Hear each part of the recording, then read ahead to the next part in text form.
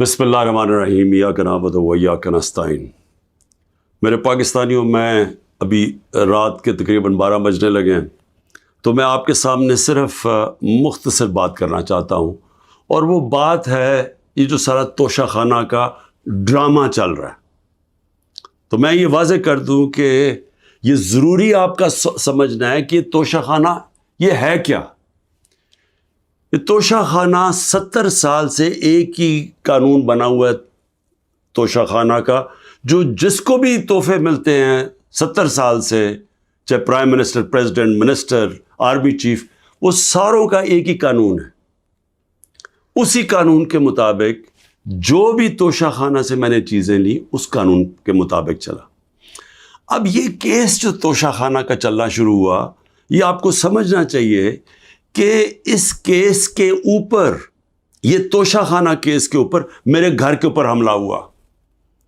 4 دن پہلے پولیس پہنچ گئی کہ جی آپ نے وہ توشہ خانہ کا ایک میجسٹریٹ کے سامنے کیس سننے جانا ہے۔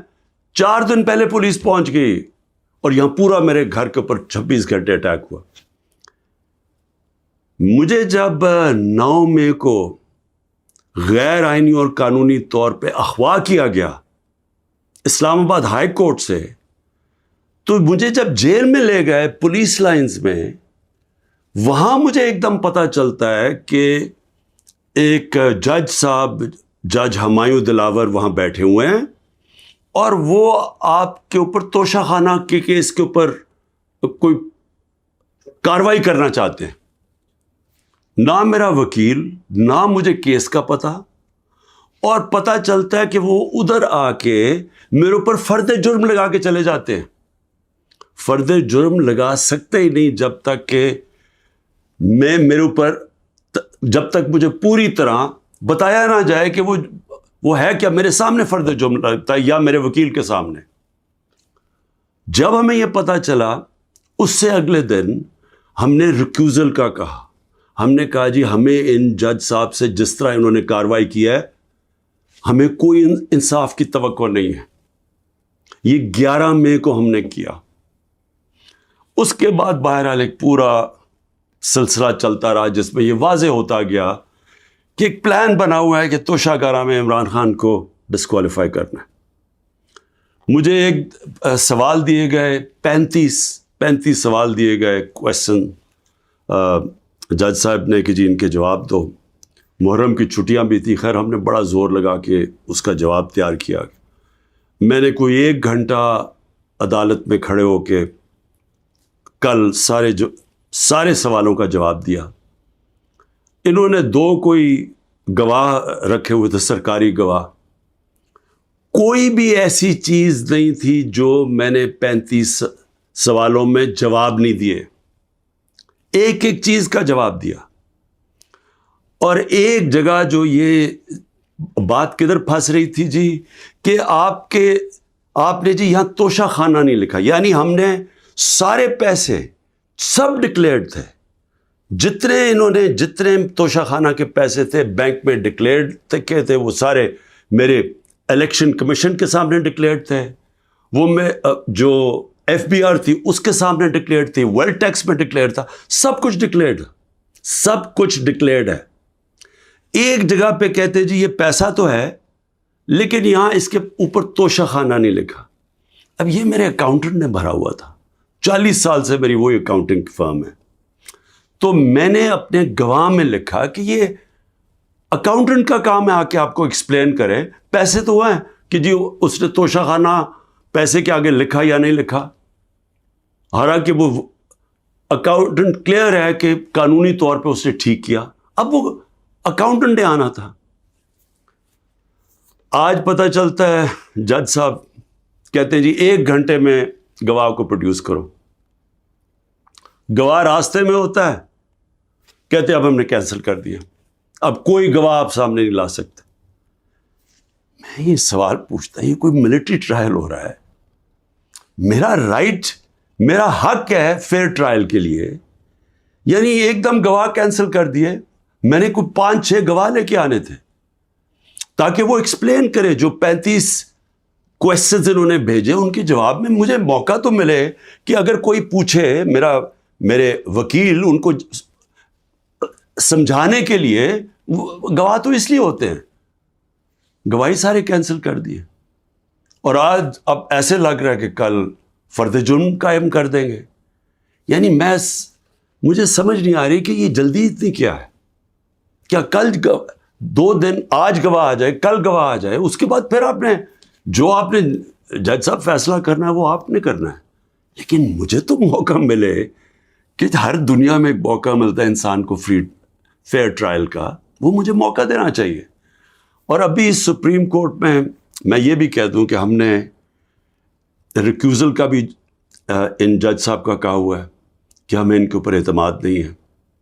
وہ پڑا ہوا ہے اسلام آباد ہائی کورٹ میں. وہ اسلام آباد ہائی کورٹ بدقسمتی سے فیصلہ نہیں کر رہے چیف جسٹس صاحب. میں یہ بھی کہہ دوں کہ صرف اتنی زیادہ پتہ نہیں میں کتنے کیسز میں ہوں، صرف 2 ججز کے اوپر میں نے ریکوزل کا کہا ہوا ہے. ایک اسلام آباد ہائی کورٹ کے چیف جسٹس اور دوسرے یہ جسٹس دلاور.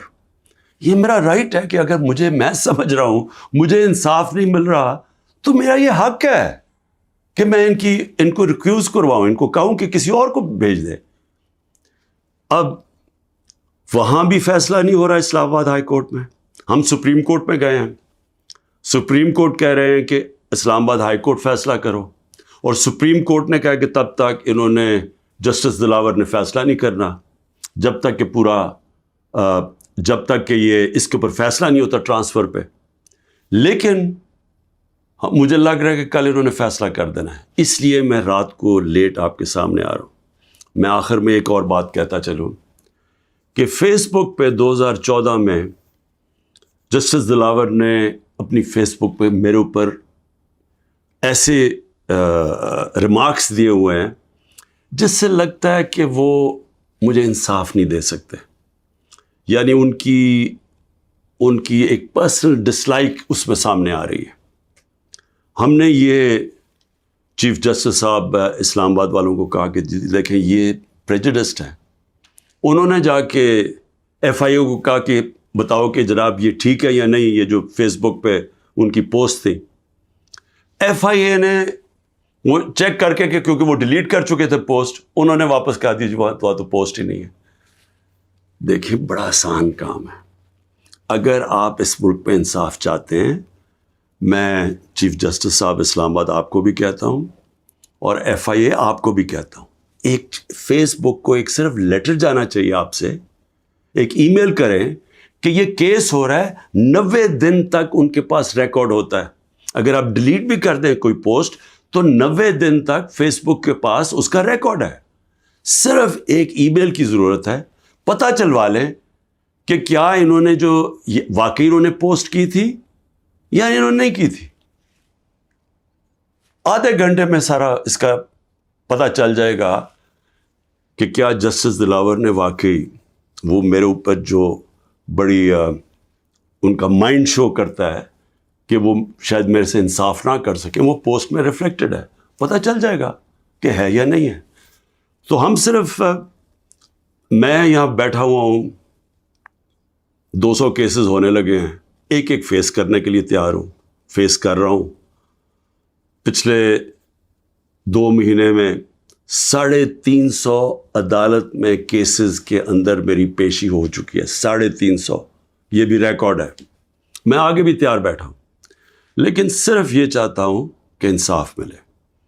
اور انصاف ملنا کوئی مشکل کام نہیں ہے. اگر صرف مجھے یہ موقع دیا جائے کہ اگر میں یہ سمجھتا ہوں کہ کوئی جج میرے سے انصاف نہیں کر رہا تو یہ میرا حق ہے کہنا کہ جی ٹرانسفر کر دیں کیس کسی اور جج کو. تو میں ابھی بھی امید رکھتا ہوں کہ کل فیصلہ کرنے سے پہلے اسلام آباد ہائی کورٹ اور سپریم کورٹ میری بات سنیں گے تاکہ مجھے فیئر ٹرائل مل سکے. شکریہ.